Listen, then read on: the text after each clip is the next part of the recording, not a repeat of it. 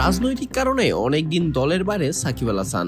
কেউ হয়তো আশা করে বসে আছেন নতুন সরকার ক্ষমতায় এলে সাকিব আল হাসানের ভাগ্যটাও পরিবর্তন হতে পারে এইটা ভেবে।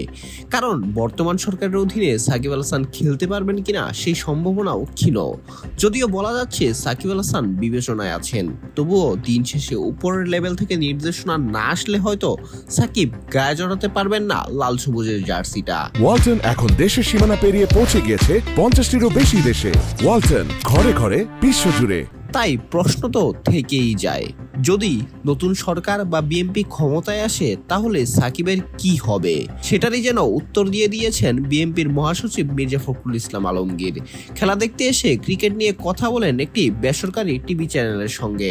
সাক্ষাৎকারে এক পর্যায়ে আলোচনায় আসে সাকিব আল হাসানের নামটাও। সাংবাদিকদের প্রশ্ন ছিল, বিএনপি যদি ক্ষমতায় আসে তাহলে সাকিব আল হাসানের জন্য জাতীয় দলের দরজা কি আবারও খুলবে? জবাবে মির্জা ফখরুল বলেন, সেটা নির্ভর করে সাকিবের ফর্ম ও পারফরমেন্সের উপর, এবং তিনি কখনো ক্রিকেটের রাজনীতি আনতে চান না এবং এটা তিনি বিশ্বাস করেন যে যোগ্য তিনি দলে আসবেন।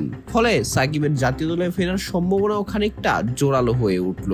বোর্ড সভাপতি আমিনুল ইসলাম বুলবুল অবশ্য বলেছেন তিনি সাকিবের সঙ্গে যোগাযোগ করছেন নিয়মিত, যদিও তার শিগগিরই মাঠে ফেরার ইঙ্গিত মেলেনি। প্রসঙ্গগত দেশের সেরা অলরাউন্ডার গেল বছরের মাঝামাঝি সময় থেকে দেশের বাইরে অবস্থান করছেন। দ্বাদশ জাতীয় সংসদ নির্বাচনে ক্ষমতাসীন দলের প্রার্থী হয়ে সংসদ সদস্য নির্বাচিত হয়েছিলেন মাগুরার এই অলরাউন্ডার। তবে ছাত্র জনতার আন্দোলনের সময় নীরব ভূমিকা ও আওয়ামী লীগের ঘনিষ্ঠতায় সাকিব নিয়ে উঠেছে নানা প্রশ্ন। তাছাড়াও আর্থিক কেলেঙ্কারি ও আলোচিত মামলার বিষয়ে উঠে এসেছে তার নাম। যুক্তরাষ্ট্রে অবস্থানকালে বিভিন্ন দেশে আওয়ামী লীগের নেতাকর্মীদের সঙ্গে সাকিবের ছবিও ভাইরাল হয়েছে, যা নিয়ে নানা মহলে তৈরি হয়েছে বিভিন্ন বিতর্ক। তাই আপাতত সাকিবকে দেখা না গেলেও যদি সাকিব ফর্ম ধরে রাখতে পারেন, ফর্ম ক্যারি করতে পারেন এবং মির্জা ফখরুল ইসলামের কথা যদি সত্যিই হয়, তাহলে হয়তো বাংলাদেশের জার্সিতে সাকিব আল হাসানকে আবারও রাঙাতে দেখা যেতে পারে। অঙ্কুর গমেজ, বিডি আর্কাইভ স্পোর্টস।